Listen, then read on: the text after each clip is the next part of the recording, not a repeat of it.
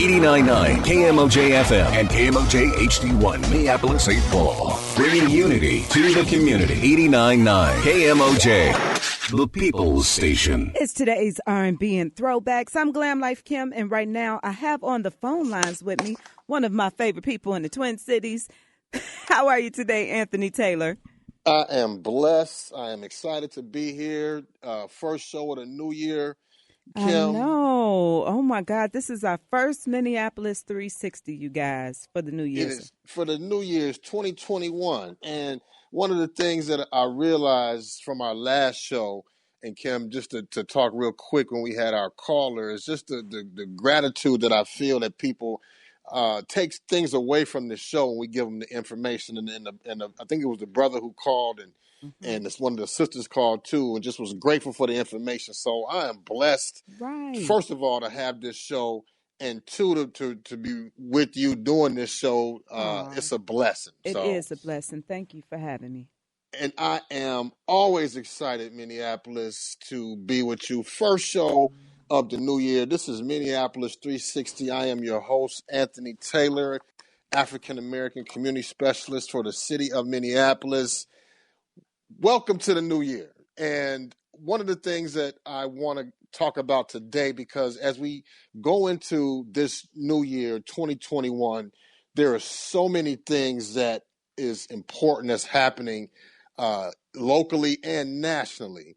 And as we put 2020 behind us in the rear view, 2021 offers, I would think, some hope for folks to start to get back to some type of normalcy that's in their lives. 2021, in my opinion, the way that I'm looking at it is being able to count my blessings and moving forward. I am done. I've kicked 2020 out of my entire orbit. Kim, is out of my orbit. I don't even want to say those, like 20 is never going to be a good number for me in anything, right? Right. So I'm moving forward with that, and I hope today's show will help us kind of get some ideas on what we need to start thinking about as we move along in 2021. And really, Minneapolis, we're starting to talk about more and more about vaccines and vaccinations, right? So I've got one of my favorite people from the city of Minneapolis to talk about that, April Graves. She's been on our show many times, and she's such a great person to give us some information. But before we get started, just quickly, Minneapolis, I want to give folks some general information, some numbers, right? I'm not going to give you the full scope of digging into the weeds on exactly how many and where. What we do know is that COVID is still real. COVID cases are decreasing in Minneapolis. Now, there also, too, is a decrease in testing. So, don't let the decrease fool you. COVID is still real. So, but we are seeing some declines in reported COVID cases. So just kind of be aware that still do what we need to do to protect us and protect our loved ones. We know about the peacetime emergency that Governor Walz has extended, so that still happens until the 10th. Also, too, Minneapolis, last Monday, or this Monday that passed, the governor eased up on some restrictions, right? So now we're able to do some indoor dining. Gyms are able to do some more activities. Outdoor events can happen. Weddings can happen. Indoor entertainment like bowling alleys, movie theaters can happen in a limited capacity. So things are starting to kind of creep up more where folks are able to have more access. Just remember also, too, that these are limits, and I'm not going to get into it, but it's mostly 25 to 50%, 200 people, 100 people in different spaces where you can gather. So just please make sure that you understand that. And again, with the peacetime emergency, February 10th has been extended. Bills still got to get paid. Rent still got to get paid in Minneapolis. So just really make sure that if you can't, talk with your landlord and access some of the resources that are available to us. If you need to know more, you can call 612-302-3160 to apply for rental assistance. You can also go to hennepin.us/rent help as well if you're struggling for rent and other bills. Now listen, too, COVID testing is still happening. What's happening now is they're doing saliva testing to Minneapolis. So you can go to the convention center as well as the airport to get saliva testing. And if you want more information, you can go to health.state.mn.us to find out those saliva testings. Minneapolis is also offering lots of COVID sites and COVID testing. So there's a lot of places we can go to get those testings. You can make an appointment for a lot of these places. Again, this website for COVID testing is minneapolis.gov/coronavirus to find out a location that you can go to get tested. So before we get on to the meat of the business with vaccinations with April, I just want to remind people that I know COVID fatigue is real, and we've all experienced that. And I know our babies are experiencing that in our communities. But please, please, please make sure that we stay safe and do what we need to do to protect us and our loved ones. So with that being said, I'm going to bring on April Graves from the Health Department, one of my favorite people, like I told you, to work with in Minneapolis. She does great work with the Health Department, does great work with Office of Violence Prevention. I love her to death. April, welcome back to Minneapolis 360. How you doing today? Hello, Anthony, and all the listeners. I'm doing pretty good. Can you hear me? She's there. I cannot hear her. Okay, talk again, love. I think he'll get you. Hello, everybody. Can you hear me, Anthony? I can hear you, April. How you doing? I'm doing good. Thank you for having me back on the show again. I always love talking to you. I'm fortunate enough to talk to you quite often as work is getting done in Minneapolis. And we're talking about one of the biggest topics that I think that we can talk about in our country, in our city, is the vaccinations, right? So there are so many questions that people have, and I want you to kind of just tell us what you can tell us about vaccine, because I know there's some nervousness around this. So, and a lot of the questions, is it effective? Is it safe? How do I get one? Should I get one? Just kind of give us a basic outlook on vaccinations with the COVID-19 virus. Absolutely. So first of all, I want to acknowledge that, the decision to vaccinate or to not vaccinate is a very personal one. The health department is committed to sharing some really accurate science-based information about COVID-19 vaccines so that anyone can make that informed decision about whether or not to get one. It's very understandable that people would have concerns given some of the historical context in this country. And the public has also received some really conflicting information about when the vaccines will be available and how they were developed so quickly, more so than any vaccine in history. We also know that there's lots of people in the community that have experienced racist and discriminatory treatment during past medical trials and when getting assessed for health care. So for some, this has led to a distrust of healthcare providers and the government, and we really empathize with those that have had those experiences. So the work we've been doing from the health department has really focused on educating people and gathering community perspectives on COVID vaccination and how we should be doing it with these important truths in mind. And I think that's important. It's so right, especially with folks of color. So I think a lot of people, April, and I'm glad you're saying that, being able to recognize that. There's a lot of people, especially our people, that this country has done some atrocities, right? So when we talk about vaccination, people like to talk about the Tuskegee experiment, but there's also Henrietta Lacks, right? And how we have been we're cautious when it comes to vaccination. So and I say that to ask you this question, like, how do I know it's safe, right?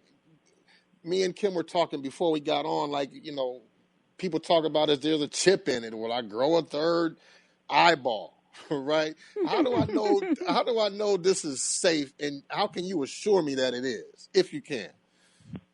I'll do my best, Anthony. And I think, those concerns are valid concerns to have. I don't blame anybody for being concerned about it.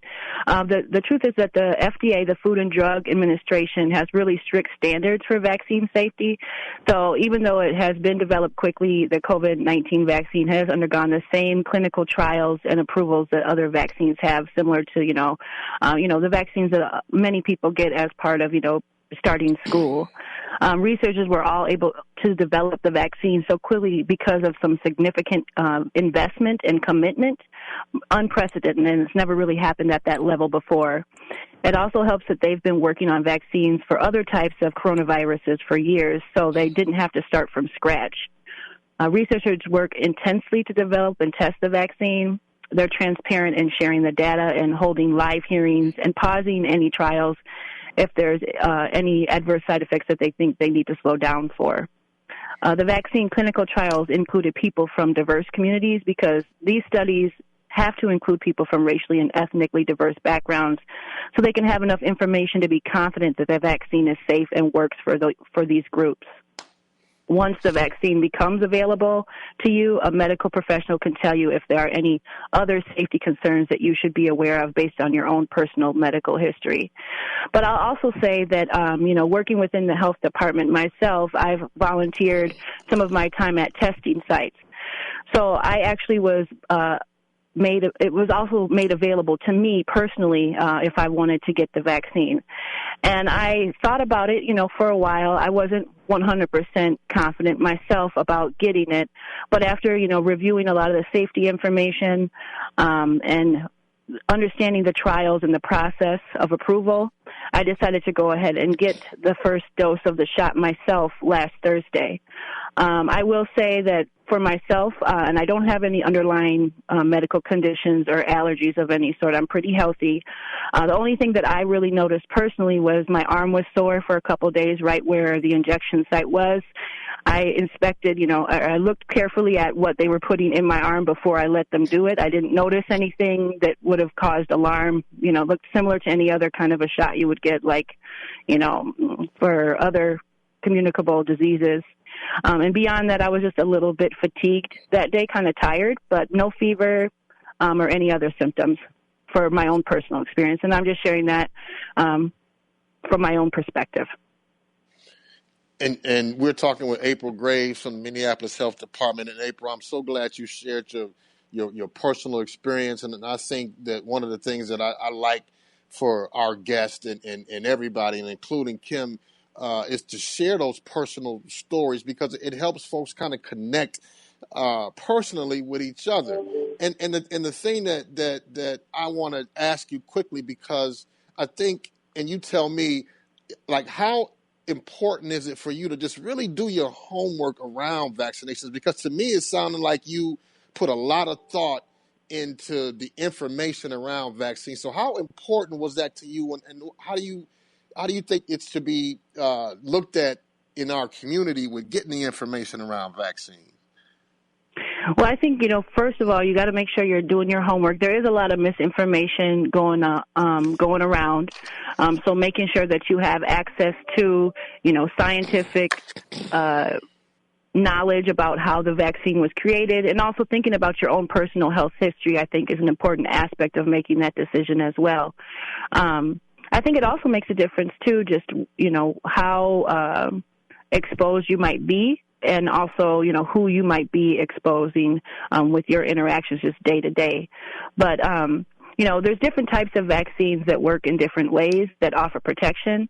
And how it really works with a vaccine is that the body's left with a supply of special cells that will help you remember how to fight off a specific virus in the future. That's typically how vaccines work. In this case, the COVID-19 vaccine will help our bodies develop immunity by remembering the virus that causes COVID-19 without us having to actually get sick. So the first shot that I received starts to build the protection, and the second shot a few weeks later is needed to get the most protection that the vaccine has to offer. So I'll have to go up for my follow-up shot in a few weeks to get that full protection. There is no live virus in the vaccination, so you will not get COVID-19 by receiving the vaccination.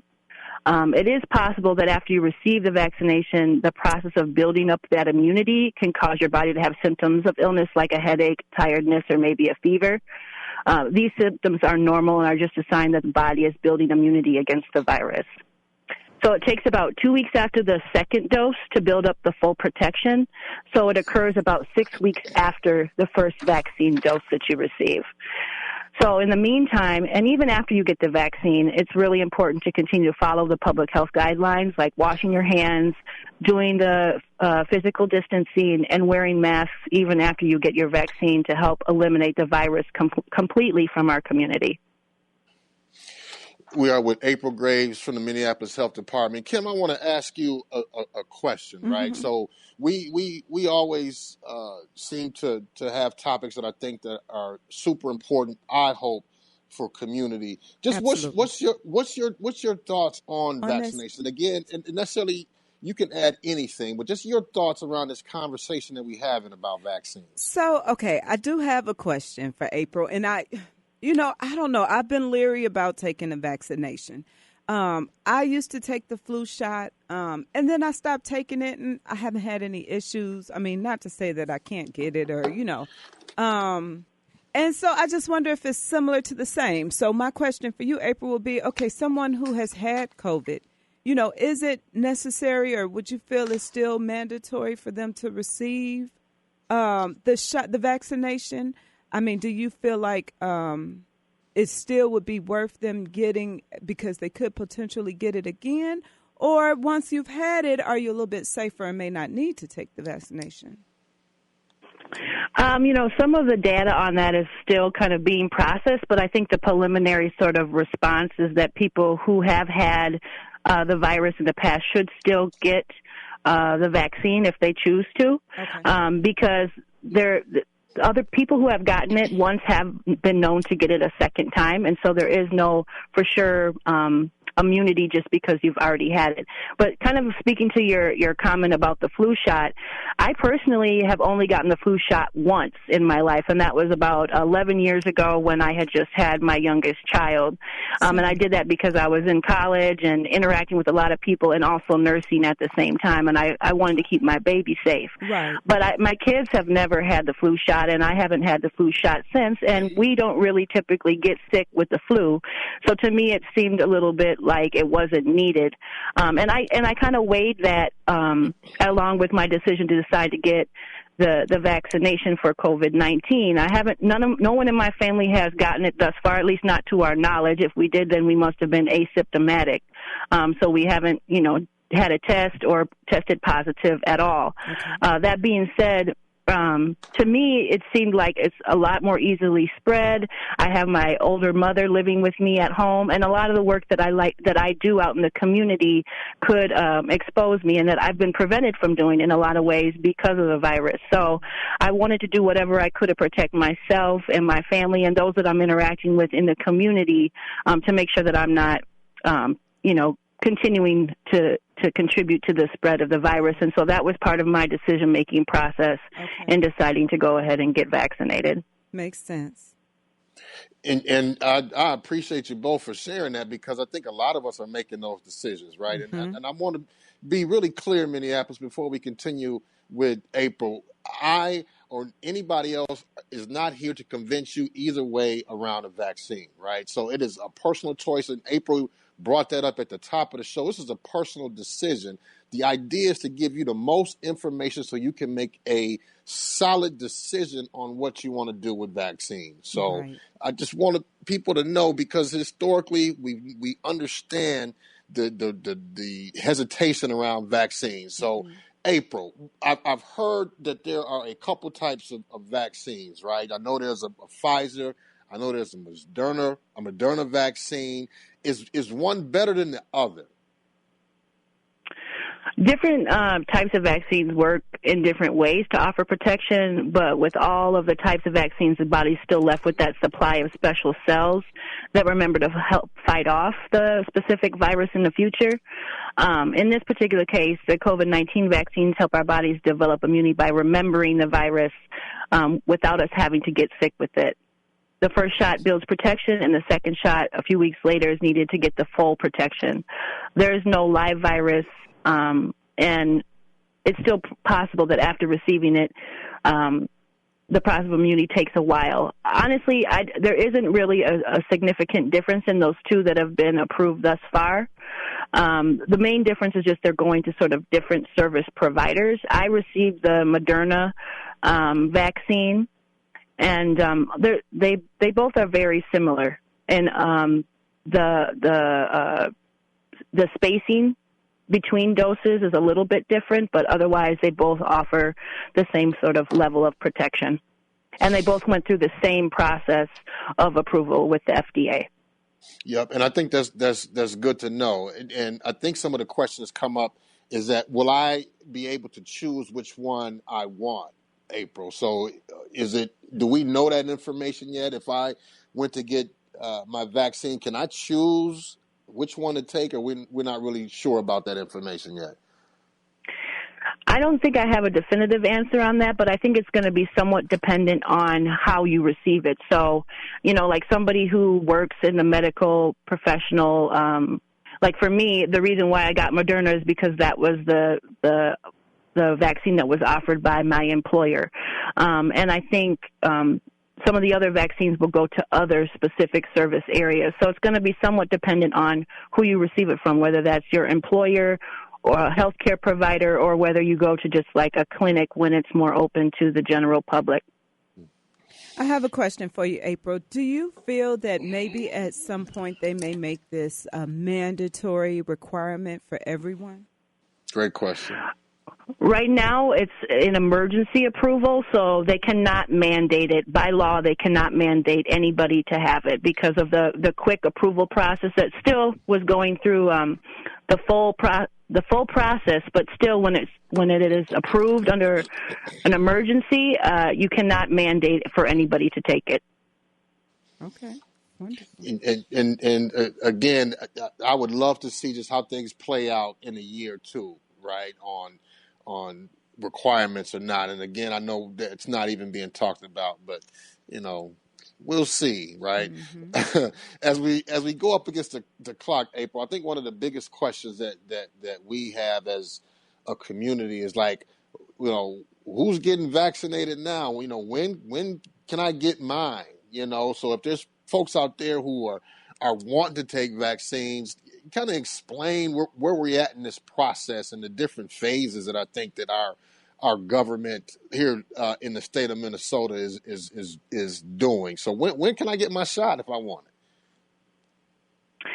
Well, it's a phased approach, Anthony. So we're starting with those that were sort of on the front lines in medical, in the hospitals, and moving out from there to some of the more susceptible populations. So, the rollout is still kind of happening. We're in the process of doing that. And it's also different depending on whether you're thinking about it's something that's happening through your employer, in my case through the Minneapolis Health Department with collaboration with Hennepin Healthcare, or whether that's happening, at the state level or the county level. Right now, I think it's very difficult to probably get access unless you're sort of a frontline healthcare worker, but we're working really hard to ramp up the vaccination process to get more and more people able to have access. Now, what about children? Can children get vaccinated, April? Right now, the vaccine is approved for children that are 16 and up, I believe. There are some other vaccines that are still in the process of being developed and getting approval, but they have not been approved as of yet. So the first vaccine trials didn't include children, but the manufacturers are expanding on their current trials to include younger people. So right now, for instance, Moderna is testing their vaccine in children 12 through 17, and Pfizer is testing theirs on children 12 to 15.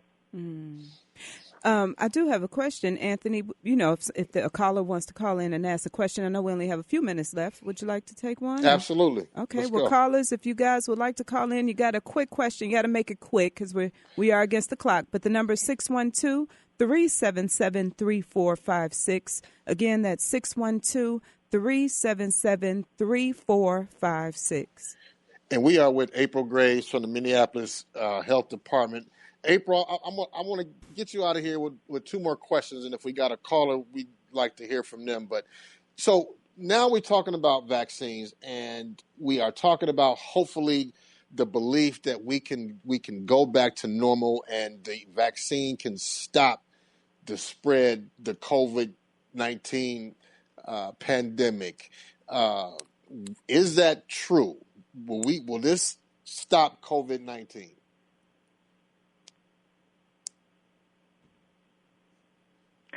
Well, I think. No, I was going to say we have a caller too, but go ahead, take that, love. Okay.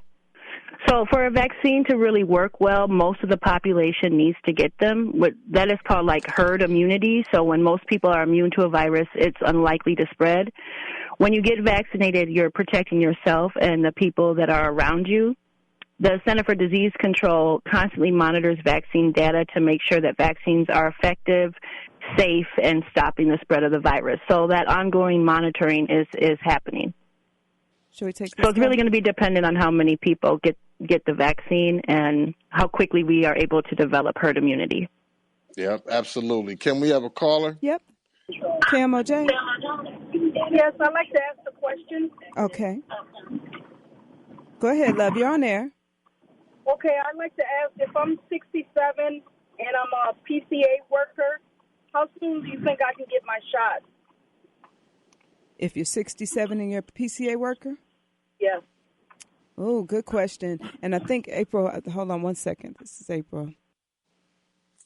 April, you still there, love? Yeah, I got disconnected somehow. Okay.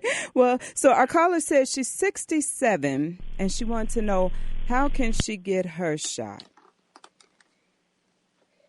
I definitely would reach out to your medical provider. I think it's somewhat also dependent. Is she still living in her own home, or is she staying in an assisted living or other kind of facility?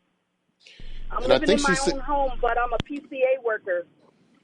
PCA worker. Yeah, I would definitely try to connect with your employer because of the fact that you're also sort of a frontline essential worker working with the public health worker. I would assume that your employer should be getting some doses of the vaccine and working to try to get their employees vaccinated if they so choose. Yeah, because the patient that I'm working with, she's 93 years old, so... I've heard from some other people that are in similar situations, and it definitely has come up in some of the planning conversations within the city of Minneapolis, and I believe so also at the state level in the state health department. Yeah, because I want to get my shot as soon as possible.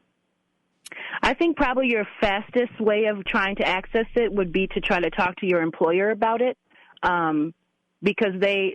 As a healthcare provider, I would guess that they would have access before, let's say, just reaching out to like a clinic or your healthcare provider.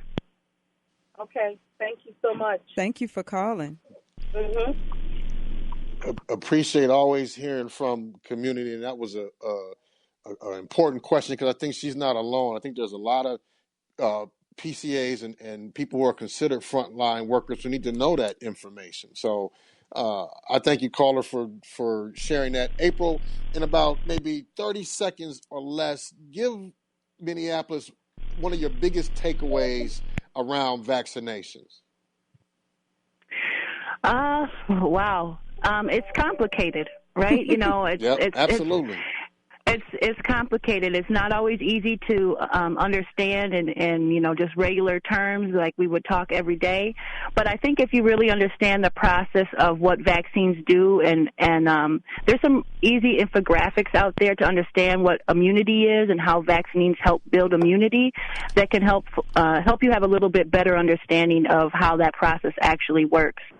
There's also some other frequently asked question fact sheets and other questions around the approach and the phased implementation of the vaccine that have been developed by the health department that we can make available, or you can reach out to us. We have a vaccine website set up and also a vaccine email. So if there's any questions that you have, the Minneapolis Health Department does have some resources that you can access, and also people that are willing to provide, discussions within your community about vaccination, or give you hard copies of any of the information that we've created to help you get out the word in your community. We'd be happy to do that. It is complicated, but I think if all of us can build our understanding and awareness about it, we can make some important decisions for ourselves, our families, and our communities. April Graves with the Minneapolis Health Department. April, I always appreciate you for all the work you do, and thank you for educating people on COVID-19 vaccinations. Really appreciate you, sis. Thank you, April. Thank you so much. Thank you for having me on the show. Always a pleasure, Anthony. That was April Graves. Really, really great information on vaccines, Kim. And again, before we sign off, and I just really want to just be clear that the best thing that you can do, and April talked about it, is to really educate yourself on the vaccine. There is no right or wrong answer, right, or situation that we or anybody else should tell you. This is a personal and, like April said, complicated decision. Absolutely. So Minneapolis, just educate yourself on the ins and outs of vaccinations with COVID-19. Yep, absolutely. You couldn't have summed it up any better. So I am out, Minneapolis. Kim, it's always a pleasure. Be well and be safe, Minneapolis. We'll talk to you soon. All right, Twin Cities. On the way is Zany K, Mr. Madmouth himself, right here on 89.9 KMOJ, today's R&B and Throwbacks.